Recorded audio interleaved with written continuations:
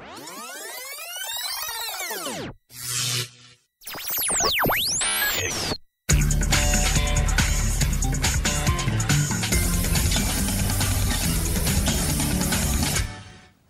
welcome to Weston People with me, Becky Condren. I'm joined today by June Bastable. Hello, June. Hello. June, I went into Waterstones and I grabbed hold of a copy of the book, Some People. I do appreciate that. I absolutely loved it. Oh, thank you. But June, you've not been writing for very long, have you? No, I started writing 7 years ago when I went to Weston College and took a creative writing course. But before that, I always wrote to newspapers, and I love writing letters and emails. Yeah. Really long ones, you know. Yeah. So that just sort of carried on. So you're a practice writer, but you've not been writing fiction for that long? No, fiction. This is all fiction. It's 10% observation, the rest of it is imagination. Yeah. I absolutely love some of the surnames you have. The surnames. I have a thing about surnames, yeah. Mrs. Catchpole. Yeah. And, I mean, some of them I make up, like Mrs. Sagebrush. I made that one up. They're quite popped into my head. Eccentrically English, aren't they? They are very eccentric. Yeah. And cynical. As are some of the stories, because at the beginning you've got about 4 or 5, maybe more stories that are all set in a village called Quagmire. Quagmire, yeah. The reason that is, I was going to write a novel called Quagmire. Right. And each chapter was going to be a monologue by a different member of the village. But then I painted myself into a corner because I had to keep going back to the previous ones to fit in with the newer one. And I thought, so what I did, I chopped them up into made them into short stories, standalone short stories, and that's why they're in here. And they work, because you've actually grouped them together, haven't you? And then it goes more or less different. I think there's a couple of them at the end as well, where Ralph Grimstone raises his head a couple of times. Yes, he does. Don't know where that name came from. Poor chap. So this is all inspired by going to college, Weston College. I went to Weston College in the autumn of 2004, and my first tutor was Joy Kenwood. Yes, I've read one of her books. Yeah, and she said to me, "Show, don't tell," and it was like a light bulb moment, you know, and that's when it started. Yeah. And then a later tutor was Anne Merrin, and they were just so inspirational, and they'd tell you to write a short story set somewhere, and then they'd put a person in it, and then put something else in it, like a flame or a pet. And that's how I got the pet in Purple and Green. Yes. And, Madame Jurita. And also how the nurse who never washes her dress, she smokes. That's we don't know she's a nurse, though, towards the end, do we? And Madame Jurita, you've got Elaine the Poodle. Yeah, good name for a dog. Yeah. So, you know, all these writing, they can't teach you how to write. All they can do is give you these exercises which brings out your imagination. Yeah.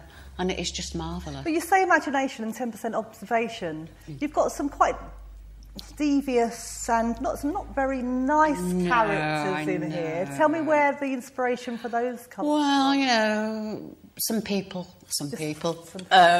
treat other people quite badly, I find, you know, and but I've just worked on that and made it come to the fore. I mean, most people are really nice, but I have met 1 or 2 in my life that... You know, it's just my dark humour. Yeah. I've always liked satire. In my 20s, it was a satire boom of That Was the Week That Was and Peter Cook and all that, you know, and I just loved that satire. You do satire well, but I think my favourite, among my favourite stories were Baby's Breath and Death Day, which are an echo as well, which are actually darker than some of the other stories. Death Day is about the birth of my granddaughter. Really? Yeah. Yeah. And I wrote that because when she was born, she seemed to know everything. The wise eyes of and then I thought, well, you know, I think babies are born with all the knowledge of I don't believe in reincarnation. That's fiction, you see. Yeah, yeah. But born with a certain wisdom. Yes, really. They are, and then they lose it gradually. Yeah. That was just a fantasy of mine, and I made that into a... It started off as a poem first. Like Secretary Bird, that started off as a poem. Pretty Bird, no, Secretary Bird. Secretary Bird, that's very cynical. That started off as a poem, because I'm always short of plots. So if I've written a poem, I think, oh, I could write that into a short story. Do many of your stories come from poems? Because there are a handful of poems actually in the book. I belong to a poetry group, and I've been writing poetry, well, for longer than I was writing fiction. Because before I went to college and started writing fiction, I used to exchange poems with my sister in Portugal and an old boss of mine in Surrey. And we used to we'd set each other themes or words, and we'd write poems. Yeah. And so that went back longer than fiction. And you've also got a couple of playlets? Yes, I do write. I've written 4 plays, but they haven't gone anywhere. But I do like writing sketches and then reading them out in the writing group. Yeah. It's always a good laugh, that, you know. Yeah. Yeah. Cool. So, do you think you will have any more? I hear you've got a bank of stories. I have. I've got a lot. I could have made this a lot thicker. Yeah. This book. I think it's a nice size. Yeah. So I've got more than enough material, because I'm writing. I've just written another short story this week, but it does take me a long time to edit, because I like to get it refined. Editing's key, isn't it? It is. It is. Yeah. Yeah. Editing. And I also see that you're on Twitter. At June Bastable, and I loved the tweet that you sent to Stephen Fry a couple of weeks ago.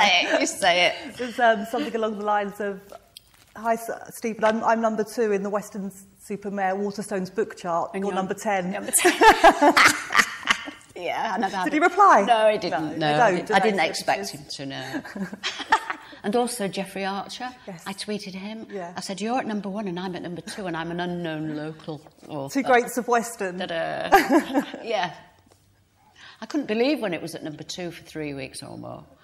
I kept going into the shop and going, still at number 2. Well, I went in and, as I said, I asked for your book, and they knew straight away where it was. So well done on the selling. And I think...